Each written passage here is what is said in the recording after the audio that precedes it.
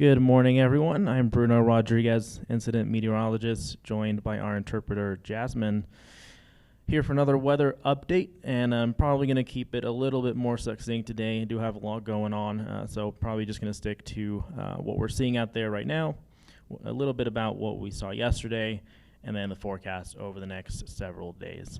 Starting with what's happening now. So again, this is day one of our red flag warning. That went into effect 11 a.m. today and goes all the way through 9 p.m. tonight. That is for critical fire weather conditions that are expected and really already ongoing. So you probably are already noticing the pickup in those winds. West winds picking up this morning pretty well. Already observed a gust to 46 miles an hour up at Elk Mountain, which is around 11,500 feet. So that's pretty high up there. It's not entirely representative of a lot of the fire area, but it is fairly representative of conditions up closer to the Pecos Wilderness, those higher elevations. So 46 miles an hour already, and we expect those winds to continue to strengthen as we head into the afternoon hours today. Overnight recoveries last night, again, were really poor, especially for areas outside of the Pecos Wilderness where there are some deeper drainages. So most areas only saw humidity rise to above 18, 20, 22% last night, and we're coming back down again. So expecting some single-digit humidity values once again for a lot of the lower elevations surrounding the entirety of the fire, and maybe some low teens for some of the higher elevations of the fire in general. Again, today, conditions are going to be conducive for what we call pyrocumulus development. So still have a layer of moisture up high in the atmosphere, especially come this afternoon. So if we do see substantial activity, fire activity at the surface, and enough heat generation, that could lead to the formation of pyrocumulus clouds, those kind of puffy cumulus clouds above the smoke plume. We did actually see some of that yesterday up with the activity over here in the Pecos Wilderness with that smoke plume generating some pyrocumulus yesterday afternoon. So can expect a little bit more of that today if the fire activity is significant. As we head into the overnight period tonight, the one thing we're really going to be watching out for is potential for what we call mountain waves. So mountain waves essentially occur when you have strong winds right above mountain ridge tops, and especially when you have what we call a stable layer above that mountain ridge. So a stable layer is just a layer of the atmosphere where vertical motion is basically inhibited. So it acts as sort of a cap or a lid, and when those strong winds circulate over the mountain ridges, they hit that lid and are essentially push down the lee side of the mountains or the downwind side of the mountains.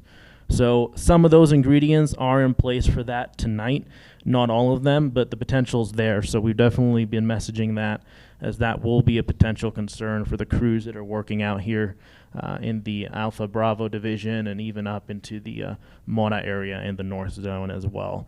So overnight, still some potential, especially due east of the ridge tops here, for gusts between 40 and 50 miles an hour. As we head into Sunday, really more of the same. No big differences. We might be a little bit more moist. We might, this table is a little bit stale. I made it yesterday morning, so might not reach the single digits tomorrow. Regardless, some low teens with winds that strong, pushing 50 miles an hour, again out of the west. It's still going to be critical fire weather conditions. So for tomorrow, we're looking at day 2 of a red flag warning. That one goes into effect a little bit earlier than the one today. We're looking at a 9 a.m. start time going through 10 p.m. tomorrow night for that red flag warning. Should be cooling off over the next several days, so at least there's that. But again, come Sunday night, an even better signal for mountain waves and strong winds on the east side of the fire. So that's going to be something that we're watching out for. Higher confidence for that occurring tomorrow night, but again, some potential for that tonight as well. With tomorrow night, could see gusts locally exceeding 50 miles an hour if those mountain waves do end up materializing. Come Monday, winds will remain fairly gusty. Still expecting gusts likely above 40 miles an hour as that jet stream continues to push on east. We will begin to see notable improvement in the overnight recoveries as a little bit more moisture is brought into the area. Again, I think we're probably going to struggle to get into the single digits. So you will notice a little bit more moist conditions and a little bit cooler temperatures as well with that. But still very high confidence in critical fire weather conditions on Monday again. So at least a 72-hour period. And then as we head into kind of the middle to later period of the week, some changes there and some positive ones. We're looking at a what we call a backdoor front, a front that moves from the east towards the west. That will come in likely a little bit earlier than anticipated yesterday, so it's starting to look like late Tuesday we'll start to see an influx of easterly winds. And those winds, even though it'll bring a change in wind direction, will also bring much more moist air and much cooler air as well.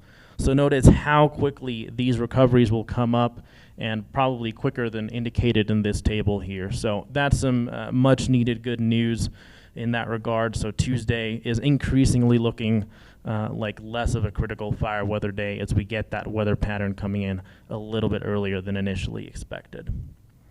Still on track for potential unsettled conditions late Wednesday, but more likely come Thursday. A little bit of uncertainty still with that. So far, what I'll say is that models have been trending a little bit lighter with rainfall amounts, so we'll have to see how that plays out. The good news with that is that, heavy downpours or heavy rain that could pose an issue in terms of potential flooding concerns is looking a little bit less likely than it was 24, 48 hours ago. We might still be able to get some wetting rain out of it, and there's still some thunderstorm potential as well, again, especially come Thursday. So that is all I have for today. So just to recap, 3 more days of critical fire weather conditions, well, counting today, and then finally a much needed pattern change. Thanks for joining, and I'll see you again tomorrow.